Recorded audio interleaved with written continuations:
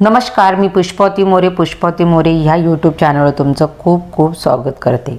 खूप साऱ्या दिवसापासून आपल्या खूप साऱ्या ताई ज्यांची ई-KYC ही चुकीची झालेली आहे त्याच्यासाठी वाट पाहत होते, तर महाराष्ट्र शासनाचं रीतसर JR निघालेला आहे। फक्त ज्यांची ई-KYC चुकलेली आहे त्यांनीच ई-KYC दुरुस्तीसाठी KYC करायची आहे, बाकीच्यांनी करायची नाही। ती पण कुठली करायची पूर्ण व्यवस्थित बघा। 6 फेब्रुवारी 2026 म्हणजे आजचा JR आहे महाराष्ट्र शासनाचा, आजच निघालेला आहे आणि त्या परिपत्रकानुसार आपण या सगळ्या गोष्टी व्यवस्थित बघा, व्हिडिओ पूर्ण बघा आणि त्याच्यानंतरच तुम्ही ठरवा की आपल्याला ई-KYC कोणाला करायची आहे।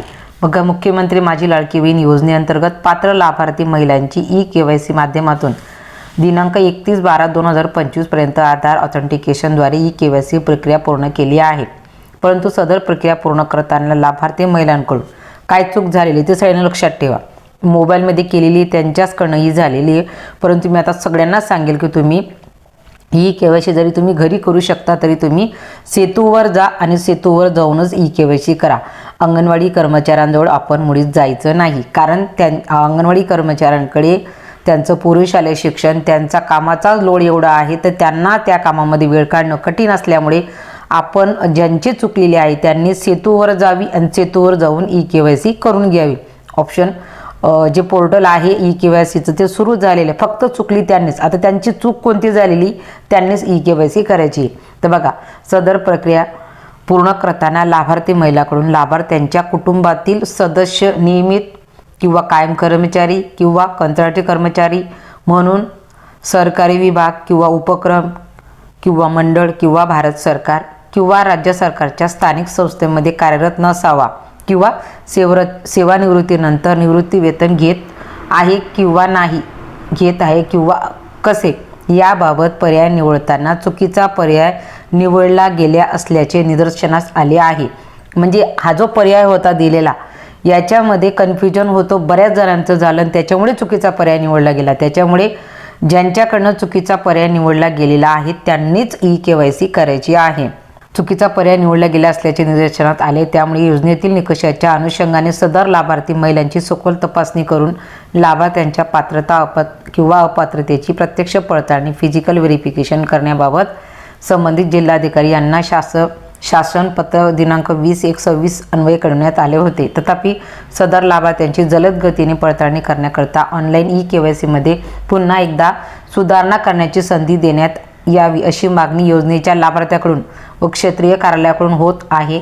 त्या अनुषंगाने ऑनलाईन ई-KYC मध्ये पुन्हा एकदा सुधारणा करण्याची संधी उपलब्ध करून देण्याची बाब शासनाच्या विचाराधीन आहे।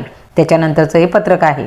तर बघा, मुख्यमंत्री माझी लाडकी बहीण योजनेअंतर्गत 31/12/2025 पर्यंत ज्या लाभार्थ्यांनी महिलांनी ई-KYC प्रक्रिया पूर्ण केली आहे, तथापि सदर प्रक्रिया पूर्ण करताना लाभार्थ्याच्या कुटुंबातील सदस्य नियमित, हे जे तुम्हाला सांगितलं हे जे ऑप्शन होतं, तर हे ऑप्शन याबाबतचा पर्याय निवडताना नजर चुकीने चुकीचा पर्याय निवडण्यात आलेला आहे।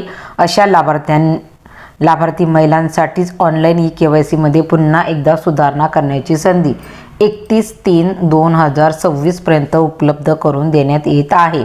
म्हणजे 31/3/2026 म्हणजे 31 मार्च 2026 पर्यंत तुम्हाला आता ही संधी परत देण्यात आलेली आहे। त्याच्यामुळे लवकरात लवकर तुम्ही उपरोक्त अनुषंगाने योजनेच्या पोर्टलवर सुधारणा करण्यात आली आहे। यापुढे कोणत्याही परिस्थितीत सुधारणा करण्याची संधी उपलब्ध करून दिली जाणार नाही याची नोंद घ्यावी। म्हणजे महाराष्ट्र शासनाने आपल्याला ही शेवटची संधी दिलेली आहे।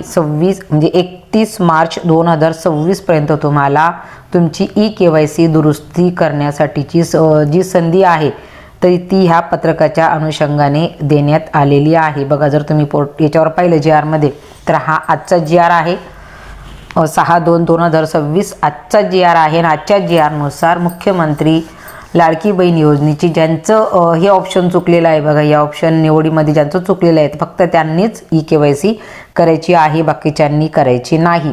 त्याच्यामुळे तुमच्या चुकीच्या असल्यामुळे तुम्हाला पैसे आले नसतील तर तुम्हाला नक्कीच ई-KYC नंतर पुन्हा संधी मिळणार आहे। संधी तुम्हाला 31/3/2026 पर्यंत उपलब्ध शासनाने करून दिलेली आहे।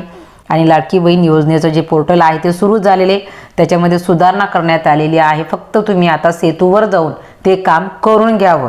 अंगणवाडी कर्मचाऱ्यांचं रुटीनचं काम खूप मोठं आहे. त्यांना फेस कॅप्चर आहे, त्यांना वजनं घ्यायची आहेत, त्यांना गृहभेटी आहे, त्याच पद्धतीने त्यांना पुरुष शालेय शिक्षण आहे. खूप सारा कामाचा गाडा असा वेळ त्यांच्याकडे वेळ हा मुळीच त्यांना वेळ दिला जात नाही त्याच्यामुळे, आणि परत चुकी होऊ शकते. त्याच्यामुळे तुम्ही कृपा करून सेतूवर जावं, जिथे ऑनलाईन कामं होतात अशा ठिकाणी ह्या केंद्रांवर जावं आणि तिथं KYC करून घ्यावी. हेच मी तुम्हाला आजच्या व्हिडिओच्या माध्यमातून सांगेल.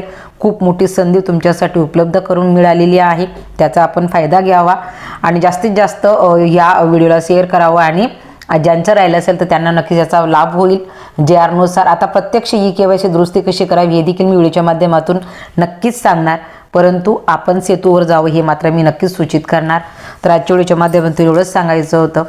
व्हिडिओ आवडला तर लाईक करा, चॅनलवर नवीन असाल तर चॅनलला सबस्क्राईब करा. आजच्या व्हिडिओ प्रति एवढंच. धन्यवाद.